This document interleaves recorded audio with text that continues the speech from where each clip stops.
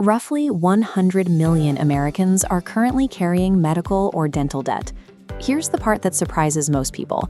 Insured patients actually account for the majority of that debt, not the uninsured. We operate under the assumption that a monthly premium guarantees a shield against financial ruin. You buy the policy, pay your share, and are supposedly safe from the worst-case scenario. But the 2026 data tells a very different story.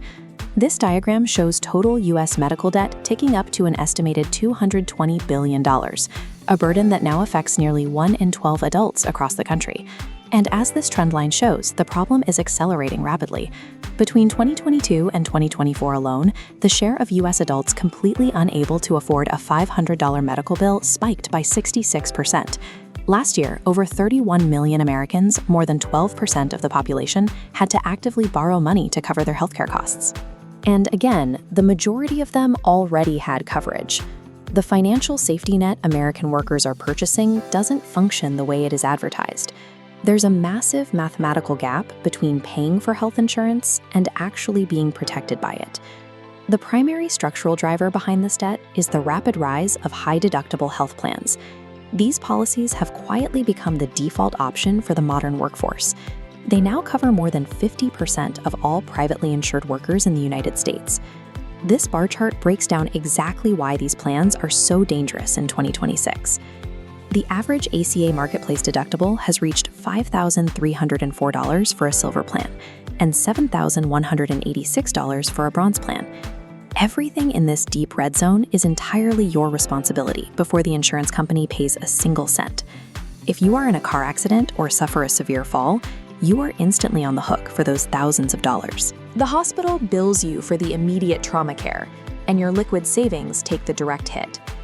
Paradoxically, a study published in Health Affairs found that trauma patients with private insurance are at a higher risk of accumulating medical debt than those covered by public systems like Medicare or Medicaid, who see minimal financial fallout by comparison. Modern private insurance is engineered to cap the bleeding, but only after your liquid savings have already been drained. The structure of the plans is only part of the problem. Systemic friction makes it worse. An estimated 66% of all medical bills contain some kind of error, like incorrect coding or duplicate charges. The fallout from these mechanics hits specific groups much harder. Low-income households carry medical debt at 3 times the rate of high-income households. Black Americans face medical debt at up to 2.5 times the rate of white Americans, even after adjusting for income. The fastest-growing demographic filing for medical bankruptcy is adults over 65. Rising Medicare-related out-of-pocket costs are overwhelming seniors, a group with near-universal coverage. In 2026, the macro environment is tightening further.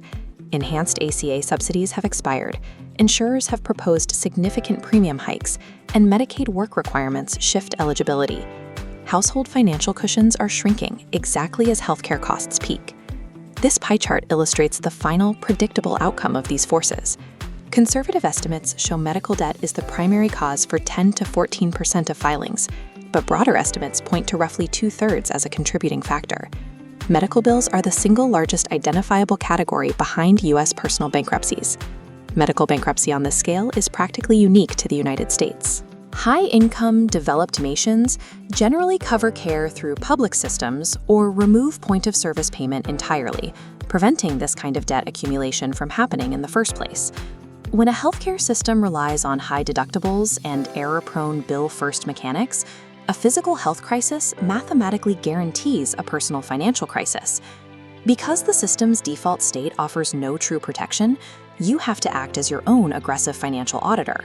First, demand an itemized bill before you make any payment. Given the 66% error rate across the industry, finding and disputing a duplicated charge is the single fastest way to reduce what you actually owe. Second, negotiate directly with the hospital before the debt goes to collections. Ask explicitly about unadvertised charity care programs or interest-free payment plans, which many hospitals are legally required to offer. Third, check your plan's true out-of-pocket maximum right now. That specific number dictates exactly how large your emergency fund needs to be to survive an unexpected hospital visit. Finally, research your state's medical debt laws. Since 2020, roughly 30 states have passed protections that restrict how medical debt can affect your credit report, or be collected through the courts. You are not protected by default just because you pay your premiums. Knowing your actual exposure and proactively challenging the billing system is the closest thing to real protection most people have. If you or your family have dealt with medical debt, comment below on how it happened. I want to see the different situations that lead to the exact same outcome. And if this hit close to home, check out our video on hidden subscription and fee costs for a look at another way you might be losing money without realizing it.